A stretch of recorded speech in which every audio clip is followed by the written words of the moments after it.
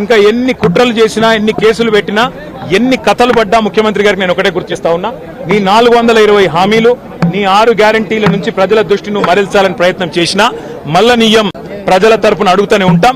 నువ్వెన్ని రకాలుగా వేధించినా నిన్ను వదిలిపెట్టాం. నీ కాంగ్రెస్ పార్టీని బొందబెట్టేదాకా వెంటాడుతూనే ఉంటాం. కేసీఆర్ కమిషన్ ముందు పిలవాలి కాబట్టి పిలిచారనుకోవచ్చా? కేసీఆర్ గారు తెలంగాణ చరిత్ర. కేసీఆర్ ను ఇవాళ పిలిచి అది కూడా ఇరిగేషన్ గురించి మాట్లాడటము అంటే ఇది హనుమంతుడి ముందు కుప్పిగంతులు లాంటివి. ఎందుకంటే కేసీఆర్ గారికి ఉన్నంత క్షుణ్ణమైన అవగాహన, వాగులు, వంకలు, నదులు, చెరువులు, వీటి గురించి, ఇరిగేషన్ రంగం గురించి కేసీఆర్ కు ఉన్నంత అవగాహన బహుశా భారతదేశంలోనే ఈరోజు సమకాలీన రాజకీయాల్లో ఏ రాజకీయ నాయకుడు కూడా ఉండదు. మరి అట్లాంటిది కేసీఆర్ గారిని పిలిచి లేదు అడుగుతామంటే హనుమంతుడి ముందు కుప్పిగంతులే అవుతుంది. ముమ్మాటికి నిజాలు అల్టిమేట్ గా తేల్తాయి. ధర్మము న్యాయమే గెలుస్తుంది. అల్టిమేట్ గా కేసీఆర్ గారి పేరు చరిత్రలో సువర్ణాక్షరాలతో తెలంగాణను సాధించిన నాయకుడిగా, తెలంగాణను సస్యశ్యామలం చేసిన నాయకుడిగా చరిత్రలో సువర్ణాక్షరాలతో లిఖించబడుతుంది.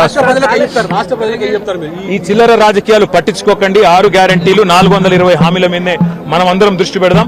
ఖచ్చితంగా రేవంత్ రెడ్డిని, కాంగ్రెస్ పార్టీని తొందరలోనే ఈ చిల్లర రాజకీయాలు అన్ని ముగిసిన తర్వాత ప్రజాక్షేత్రంలో బట్టలిప్పి నించోబెట్టే విధంగా కార్యాచరణ ఉంటది. దానికి మీ మద్దతు పలకాలని రాష్ట్ర ప్రజలకు రేవంత్ రెడ్డి అనే ఒక చిల్లర నాయకుడు, ఒక చిల్లర వ్యక్తికి కేబినెట్ అంటే అర్థం కాదు, కేబినెట్ ఎట్లా పనిచేస్తుందో అర్థం కాదు. ఎందుకంటే ఆయన ఆలోచనలు వేరు, ఆయన ఎజెండా వేరు. ఆయనకు రాష్ట్ర ప్రయోజనాల కంటే, రైతుల ప్రయోజనాల కంటే రాజకీయ ప్రయోజనాలు, రాక్షస ఆనందము, పైశాచిక ఆనందం ఆయనకు ముఖ్యం. ఆయన చిల్లర పని చేసి బ్యాగులు మోసి జైల్లో పడ్డాడు కాబట్టి మా వాళ్ళని కూడా కొంతమందిని జైల్లో పెట్టాలనేది ఆయన వికృతమైన ఆలోచన తప్ప ఇంకోటి కానే కాదు. నేను చెప్పేదల్లా ఒకటే, అబద్ధం నిజం నిలకడ మీదనే తెలుస్తుంది. నిజం కడప దాటే లోపల అబద్ధం అంగిలాగేసుకుని ఊరంతా తిరిగి వస్తుంది అన్నట్టు కొన్ని రోజులు కాళేశ్వరం అని, కొన్ని రోజులు ఫోన్ ట్యాపింగ్ అని, కొన్ని రోజులు ఫార్ములా ఈ అని ఏదైతే డ్రామాలు రేవంత్ రెడ్డి ఆడుతా ఉన్నాడో, ఆయన ప్రభుత్వం ఆడుతా ఉందో, ఇవన్నీ కూడా కేవలం ప్రజల దృష్టి మరల్చడానికి చేస్తున్న చిల్లర ప్రయత్నం. 420 హామీలు, 6 గ్యారంటీలు అమలు చేయలేని ముఖ్యమంత్రి, చివరికి మంత్రివర్గ విస్తరణ చేయలేని ముఖ్యమంత్రి, చివరికి మంత్రివర్గ విస్తరణ చేసిన పోర్ట్ఫోలియోలు కూడా కేటాయించుకోలేని ఒక అసమర్థ ఫెయిల్యూర్ చీఫ్ మినిస్టర్, ఆయన ఫెయిల్యూర్ ని కప్పిపుచ్చుకోవడానికి చిల్లర ప్రయత్నాలు చేస్తున్నాడు. అంతకంటే చేసేదేం లేదు.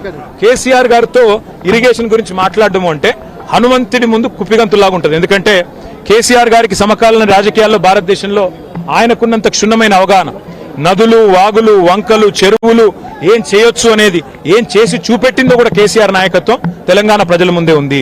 బ్రహ్మాండంగా తెలంగాణను 1,00,00,000 ఎకరాల మాగాణం చేసి వరిధాన్యం ఉత్పత్తిలో పంజాబ్ను, హర్యానాను దాటిపోయి తెలంగాణ అనే కరువు పాలిత ప్రాంతాన్ని ఇవాళ భారతదేశంలో అగ్రభాగాన్ని నిలబెట్టినందుకు కేసీఆర్ గారికి నోటీసులు ఇస్తారా? లేదా ప్రపంచంలోనే అతిపెద్ద లిఫ్ట్ ఇరిగేషన్ ప్రాజెక్టును 4 ఏళ్లలో ప్రజాస్వామ్య భారతదేశంలో కట్టినందుకు మీరు నోటీసులు ఇస్తారా?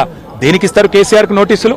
అన్ని చర్చలు కూడా ఇవాళ కమిషన్ ముందు జరుగుతాయి. ఎన్ని ప్రశ్నలు అడిగినా వాటికి సమాధానాలు సమర్థవంతంగా మేము చెప్తాము. ఇప్పటికే హరీష్ రావు గారి ప్రజెంటేషన్ తోనే కాంగ్రెస్, బీజేపీ నాయకులు ఫ్యూజులు ఎగిరిపోయినాయి. ప్రజలకు కూడా మొత్తం వాస్తవాలు అర్థమైపోయినాయి. వాడు కొత్తగా చెప్పడానికి కానీ మరి అడగడానికి కానీ వాస్తవంగా ఏం లేదు. కానీ సాంకేతికంగా పిలవాలి కాబట్టి పిలిచడం నేను అనుకుంటాను. రేవంత్ రెడ్డి వాళ్ళ మామ దగ్గర కూర్చుంటే మంచిది. పిల్లనిచ్చిన మామ దగ్గర రేవంత్ రెడ్డి 5 నిమిషాలు కూర్చొని బుద్ధి జ్ఞానం తెచ్చుకుంటే మంచిది.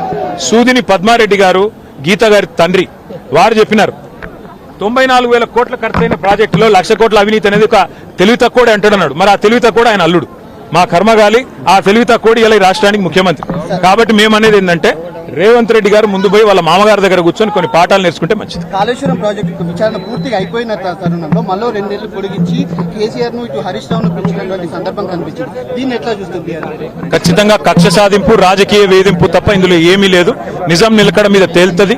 ముమ్మాటికి అల్టిమేట్ గా ప్రజాక్షేత్రంలో, న్యాయస్థానాల్లో ఎక్కడెక్కడైతే ఇవాళ ఈ విచారణను, ఈ వేధింపులను ప్రజలు గమనిస్తున్నారో, 1,00,00,000 ఎకరాల మాగాణం చేసి పంజాబ్ ను, హర్యానాను దాటే విధంగా తెలంగాణలో వ్యవసాయ ఉత్పత్తి పెంచిన కేసీఆర్ గారి మీద వేధింపుకు పాల్పడితే తప్పకుండా ప్రజాక్షేత్రంలో ప్రజలు బుద్ధి చెప్తారు. 1.5 కాలంగా ఒక ప్రాజెక్టు డిపిఆర్ గానీ, కనీసం శంకుస్థాపన గానీ, ఒక ఇటుక పెట్టి కట్టే దాఖలాలు లేవు. ఎట్లా చూస్తారు కాంగ్రెస్ పార్టీ? ఎట్లా చూసేదేముంది? ఇటు కూలగొట్టడానికి వచ్చింది తప్ప కట్టనికి రాలేదు. ఈ పేదల ఇండ్లు కూలగొట్టడం, ఇట్లాంటి ప్రాజెక్టులు కూలగొట్టడం, విధ్వంసకరమైన ఆలోచనలు, రాజకీయ వేధింపులు, కక్ష సాధింపు తప్ప ఈ సన్నాసికి ఏమి చేత కాదని అర్థమవుతా ఉంది. అందులో అర్థం కాకపోవడానికి